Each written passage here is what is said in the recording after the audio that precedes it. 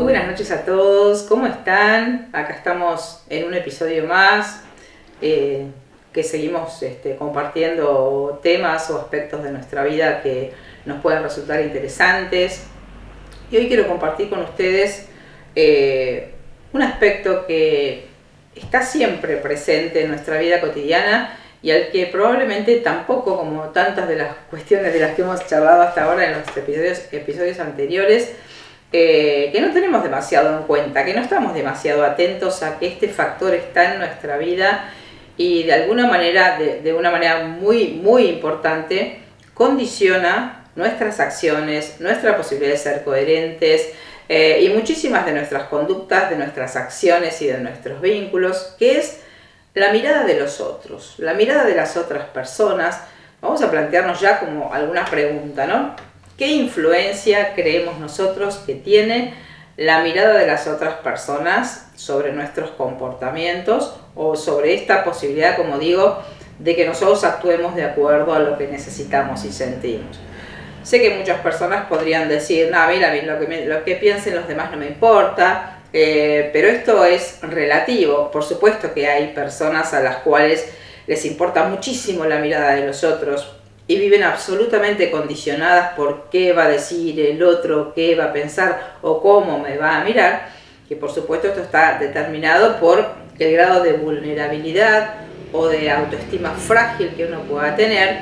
Si yo soy una persona que no me he construido con una autoestima medianamente segura, la mirada de los otros me va a condicionar de una manera tremenda y voy a tener como una inseguridad internamente, con lo cual voy a funcionar prioritariamente desde el temor, desde como si fuera que el mundo exterior me va a dar la referencia de cómo yo me tengo que manejar.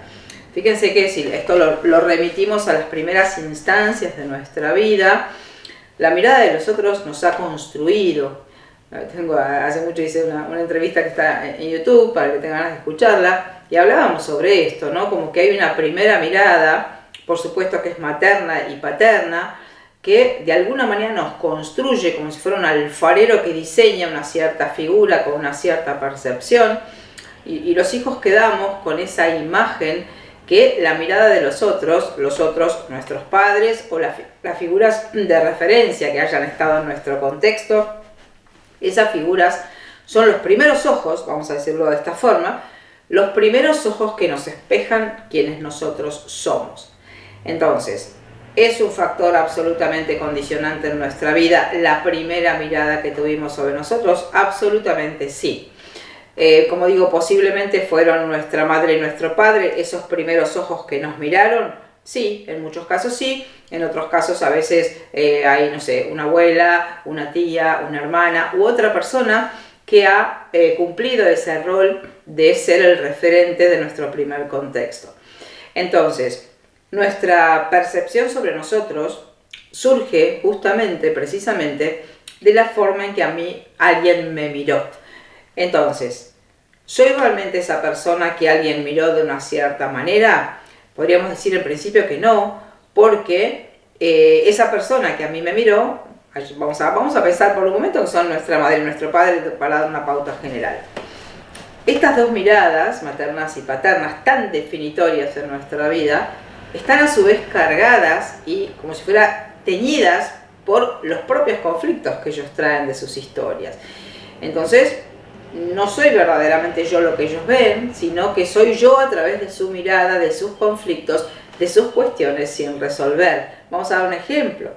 Supónganse que a mí mi madre me miró de una manera negativa, invalidante, que me rechazó, porque ella misma a su vez tuvo en su propia historia una mirada, un vínculo muy complicado con su propia madre.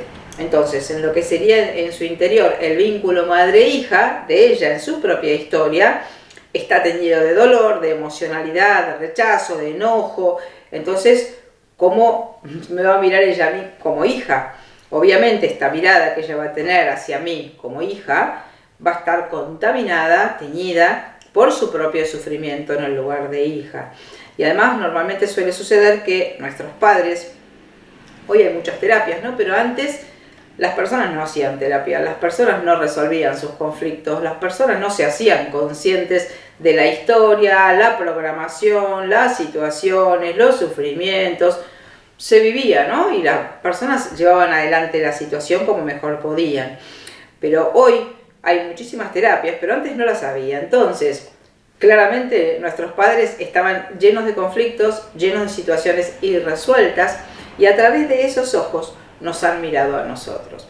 Por eso digo que lo que mis padres miraron, si fuera yo, lo que mis padres miraron, está teñido, está filtrado por esas historias dolorosas que ellos también han tenido. Entonces lo que ven es un resultado que no es un resultado objetivo. Si a mí, imagínense que por ejemplo en mi propia vida no hubiera tenido este lugar de valoración, ¿no? En mi historia familiar, a lo mejor de ninguna de las dos partes, ni de mi madre ni de mi padre. ¿Qué construyo? Esa mirada a mí, ¿cómo me construye? Con una gran desvalorización, con una falta de autoestima, con una sensación de que no tengo un lugar de aprobación frente al otro. ¿Es verdad que yo soy eso? ¿Que no soy una persona valiosa? ¿Que no soy una persona que merece? ¿Que no soy una persona que va a triunfar en la vida? ¿Es verdad eso? No, no es verdad. Estoy siendo mirada a través de ese filtro del que estamos hablando.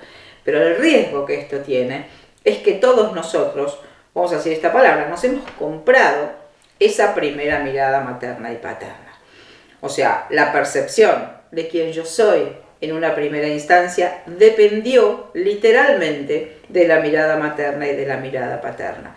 Entonces yo construyo, involuntariamente por supuesto, una identidad, una percepción de mí, un grado de merecimiento. Algún día vamos a hablar del merecimiento como un concepto fundamental en nuestra vida.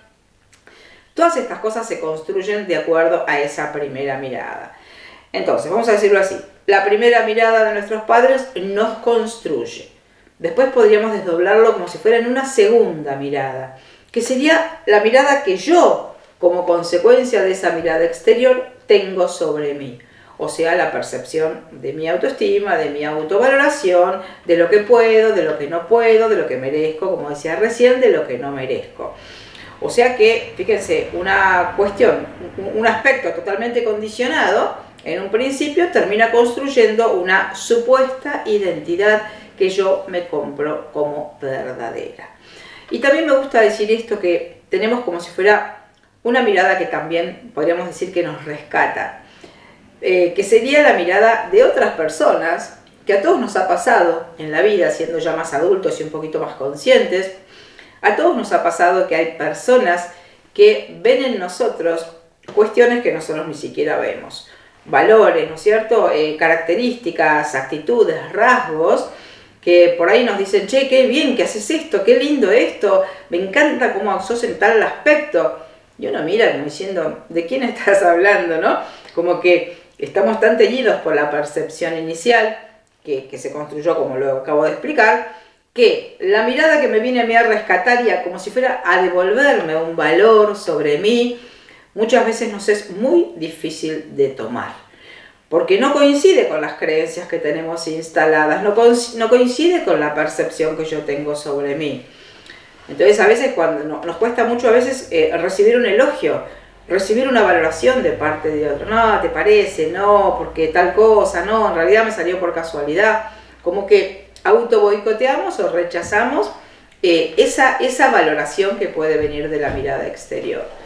Entonces, es interesante que también pensemos esto cuando estamos, sobre todo, con alguna situación de autodesvalorización o sentimos que no tenemos como el coraje para enfrentar ciertas situaciones, para tomar ciertas decisiones, para hacer ciertas cosas en nuestra vida. Es importante que miremos dónde está la mirada que nos rescata, que en realidad la mirada que nos rescata debería ser siempre interior, pero quiero decir con esto que la mirada de los otros o puede hundirnos o puede rescatarnos. Por supuesto que acá hay un proceso de protagonismo que yo tengo frente a la situación, que sería, podríamos sintetizarlo como, bueno, ¿con cuál mirada me quedo? Entonces, primero tenemos que mirar cuál fue la mirada inicial, cómo nos construyó, qué mirada activamos o construimos nosotros también en base a esa primera mirada. Porque ahí hay un gran conflicto en la vida de todos nosotros.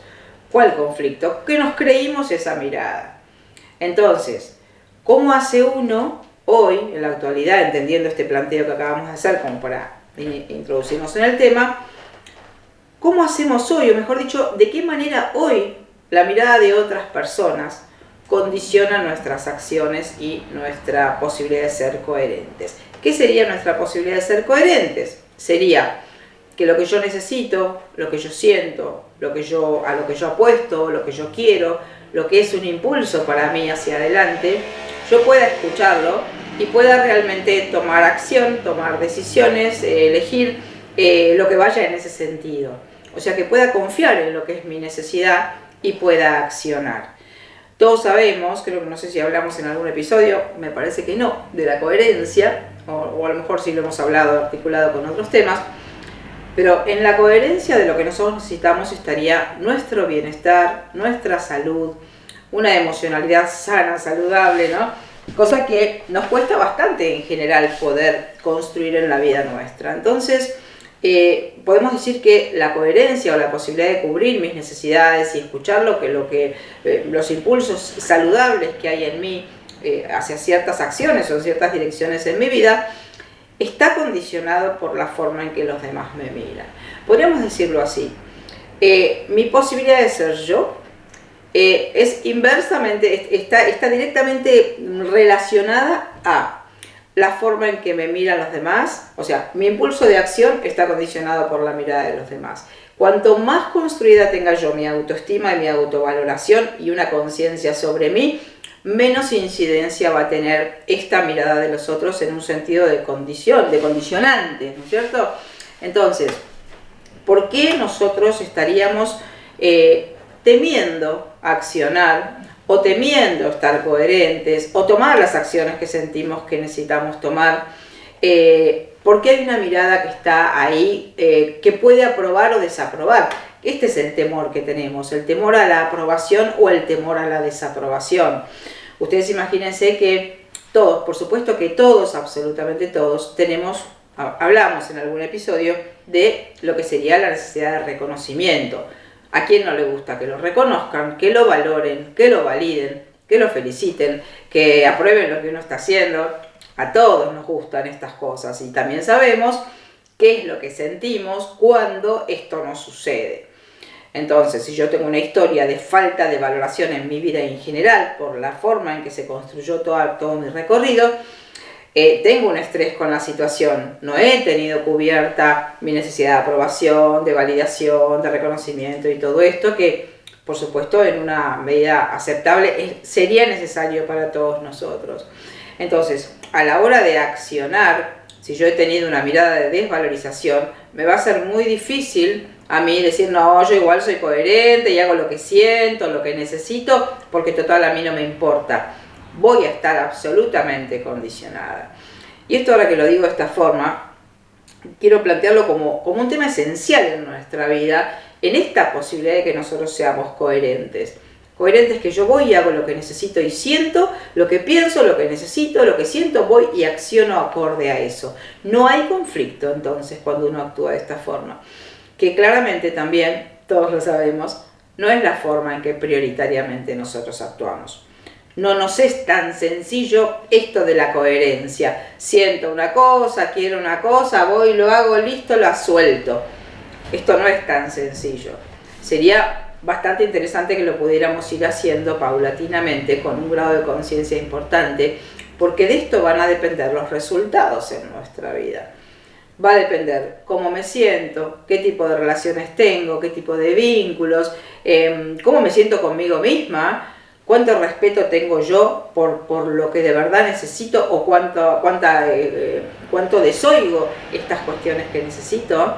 Y por supuesto que si desoigo las cuestiones que necesito, voy a tener un malestar, una incomodidad, una enfermedad, ¿no? Vamos a hilvanarlo un poquito con el tema de las enfermedades. Toda persona que está hoy con una enfermedad tiene, lo hemos charlado en algún otro episodio, una cuestión de incoherencia con alguna necesidad que no está pudiendo cubrir. ¿Por qué no estaríamos pudiendo cubrir una necesidad que sentimos que tenemos? Porque hay todo un discurso mental, está la mirada de los otros, está la posibilidad de sentirnos desaprobados por los otros, o de sentir un rechazo, o de sentir un enojo, o de que alguien se vaya, de que alguien nos deje. O sea, sentir la reacción que el otro puede tener ante esta posibilidad mía de ser coherente. Es importante que sepamos que este tema es fundamental, porque en todas las enfermedades hay una incoherencia con mi verdadera necesidad. Toda persona que está transitando un proceso de enfermedad o de un síntoma no está en coherencia. Está consigo misma, ¿no es cierto? Está priorizando cuestiones del contexto, actitudes de otras personas. A veces puede estar priorizando, no sé, un vínculo familiar, mantener la estructura, que el otro no se enoje, que el otro no me rechace, que el otro no se vaya, por sobre mi propia salud. Entonces sepamos que toda vez que nosotros le damos como más fuerza o más entidad a la mirada exterior, eso va en detrimento de nuestro propio bienestar interno. Entonces esto es súper importante, porque a lo mejor, ahora lo estamos analizando de esta manera, pero a lo mejor ustedes nunca lo analizaron así.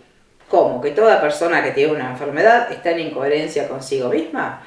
¿Que toda persona que tiene un síntoma o está transitando un proceso de salud en realidad no se está pudiendo escuchar y está priorizando la opinión, la mirada, el enfoque, la compañía de otra persona? Esto, si nosotros lo podemos ver así, a lo mejor muchas personas nunca lo escucharon planteado de esta forma, y no es que yo me esté inventando nada, ¿no es cierto? Sino que la biología no actúa si yo no tengo un estrés por una cierta situación. Entonces también pensemos esto, hemos naturalizado de una manera muy natural justamente esto de no sentirnos en coherencia, de priorizar qué le va a pasar al otro. Yo creo que este es el eje, fíjense, de prácticamente todas nuestras acciones y situaciones de incoherencia. De incoherencia entonces sería que no estoy escuchando mi verdadera necesidad y estoy haciendo otra cosa diferente de la que realmente siento que tendría que hacer. Vamos a plantear como si fuera un vínculo o cualquier relación con cualquier persona en nuestra vida como un territorio simbólicamente, como un territorio energético, ¿no es cierto? Lo hemos charlado en algún programa esto. Entonces, yo en mi territorio energético, que es el 50% simbólicamente de cualquier vínculo, de cualquier situación en mi vida, yo ahí tengo un protagonismo, tengo una posibilidad de acción, tengo una posibilidad de escucha, para cubrir lo que yo siento que tengo que cubrir, hacer tal cosa, decir tal cosa, poner tal límite, correrme de cierto lugar, priorizar lo que necesito y siento. Esto está siempre en mis posibilidades. Pero ¿qué sucede? ¿Cuál es el inmenso obstáculo común que todos compartimos? Que yo me pongo a pensar o a interpretar o a imaginar qué le va a pasar a la otra persona cuando yo actúe de la manera que necesito y siento. Por supuesto que esto es una interpretación, más allá de que por supuesto uno conoce a las otras personas y ya sabe cómo actúan, cómo reaccionan, quizás desde qué lugar funcionan, no sé, si fueran un vínculo de pareja y a lo mejor yo nunca puse un límite y bueno, y ahora necesito poner un límite y yo sé que la otra persona no me va a decir qué bien que pusiste un límite, ¿no? Todo límite siempre implica como si fuera una reacción por parte de la otra persona, sobre todo si yo nunca lo puse antes. ¿Qué quiere decir con esto? Acá nos vamos a ver todos absolutamente reconocidos. ¿Cuántas veces, ante la necesidad de accionar de acuerdo a lo que yo necesito, la mirada del otro, una mirada crítica, desvalorizante, de enojo, de rabia, a mí me condicionó, me bloqueó y yo no pude accionar o no accioné, decidí no accionar acorde a ese impulso genuino que yo tenía? Esto lo conocemos nosotros porque lo hemos hecho todos 10 millones de veces. No decir lo que necesito decir, hacer lo que en realidad no quiero hacer, no hacer lo que sí necesitaría hacer. Esto lo conocemos todos porque lo hemos hecho miles de veces en nuestra vida. Y también sabemos cuál es la consecuencia de esto, energéticamente en nosotros. Que nos sentimos mal, que nos sentimos incoherentes, que no pudimos escucharnos, que no pudimos hacer, justamente realizar esa acción que hubiera sido para nosotros un alivio, un soltar, una liberación. Fui y te lo dije, o hice tal cosa, o por fin te puse el límite que nunca te puse antes. Entonces fíjense cómo esto de hacerme cargo vamos a plantearlo así, me hago cargo de la consecuencia que mi coherencia puede tener en la otra persona. Con lo cual, fíjense que está pasando algo que no debería suceder, que es que yo, de alguna manera, me estoy haciendo cargo de todo el territorio. De mi territorio, del 50% de mi territorio, más lo que va a pasar en el territorio de la otra persona.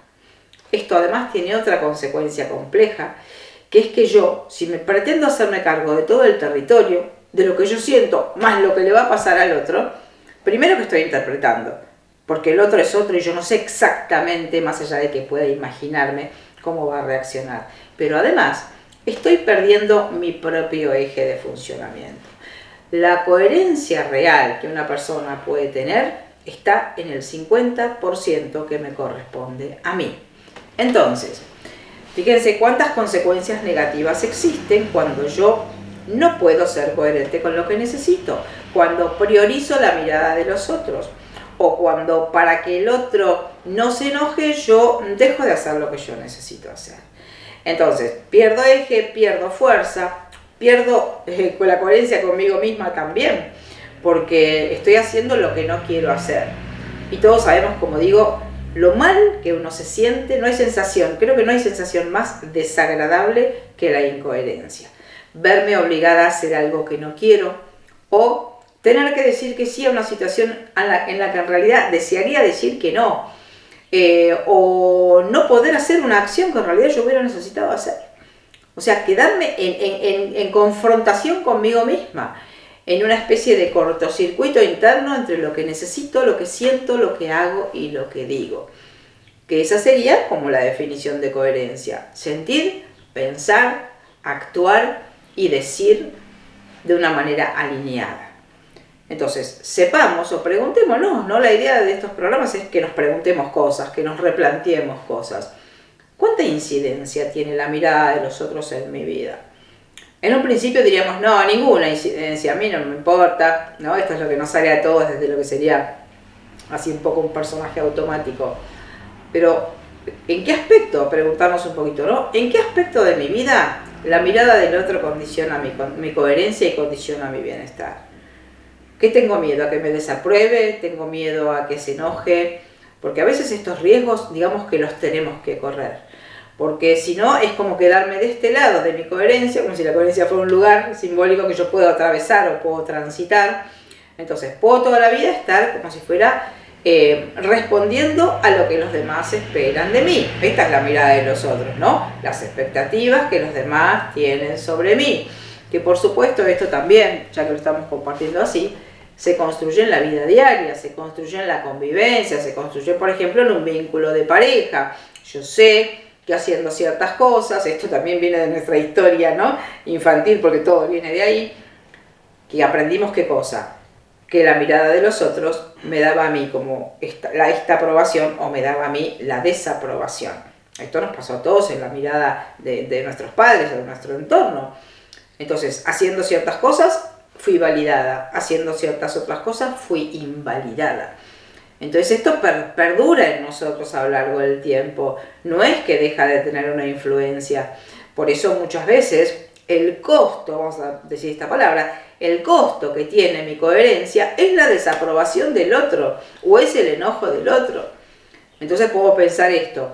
Bueno, a ver, yo puedo tener a todo el mundo contento, todo el mundo me dice, ay, qué amorosa que es Patricia, qué divina y ser agradable, que todo el mundo me quiera, pero nunca poder ser yo realmente, porque estoy como sosteniendo esa mirada probatoria de los otros, que a todos nos gusta, claramente. ¿A quién no le va a gustar tener una mirada probatoria y que todo el mundo diga qué divina que sos? Claro que sí, pero yo me puedo quedar atrapada en ese lugar, me puedo estar enferma, puedo estar incoherente, puedo estar incómoda, puedo no estar siendo yo, puedo estar callada, puedo estar no haciendo un montón de cosas por sostener ese personaje aprobatorio. Por eso es importante que sepamos que todos necesitaríamos sentirnos aprobados. ¿Sería lo deseable? Sí. ¿Sucede esto siempre? No. Y de hecho no nos ha sucedido a muchos en nuestras historias familiares, que hemos sentido rechazo, hemos sentido invalidación, hemos sentido que no teníamos un lugar, nos hemos sentido incluso humillados y absolutamente desvalorizados. Muchas personas por ahí hemos transitado diferentes heridas emocionales. Entonces, como uno tiene además un estrés asociado a estas situaciones de la infancia, le es mucho más difícil en la vida adulta, si no ha hecho un buen trabajo terapéutico, realmente poder pararse en un lugar de coherencia, de escucha y arriesgarse, vamos a decir así, a la desaprobación que está en la mirada de los otros. Y redondeando lo que estamos hablando, también sabemos que esto está totalmente vinculado, las expectativas, ¿no? La mirada de los otros también tiene que ver con las expectativas que los demás tienen sobre nuestras acciones. Y así como nosotros tenemos expectativas sobre los demás tienen expectativas sobre mí. ¿Qué expectativas? Y que yo me siga manejando medianamente como siempre me manejé. Por eso cuando uno hace procesos de cambio, procesos de crecimiento, procesos de evolución, la mirada de los otros se convierte en una mirada bastante inquisidora, bastante a veces crítica, bastante como, ¿no es cierto? Como que no tenemos la aprobación. Entonces, podemos quedarnos eternamente, redondeando esto que estamos hablando, condicionados por la mirada de los otros, sin ser coherentes con nuestra propia necesidad. Sí, podemos. A la vista están las 10 millones de enfermedades que circulan por ahí, ¿no es cierto? O podemos arriesgarnos a encontrarnos con la mirada desaprobatoria de los otros, pero poder encontrar la cobertura de mis propias necesidades, el seguir el camino de mi propio impulso, que claramente esto siempre, por supuesto, en un buen proceso consciente, tiene excelentes resultados. ¿Cuáles son? Mi coherencia, mi bienestar, mi salud física. ¿Queda gente en el camino? Sí, muchas veces queda mucha gente en el camino. Bueno, espero que los haya ayudado un poquito a repensarse este tema como todos los que compartimos en cada episodio. Muchas gracias por estar siempre ahí del otro lado de la pantalla.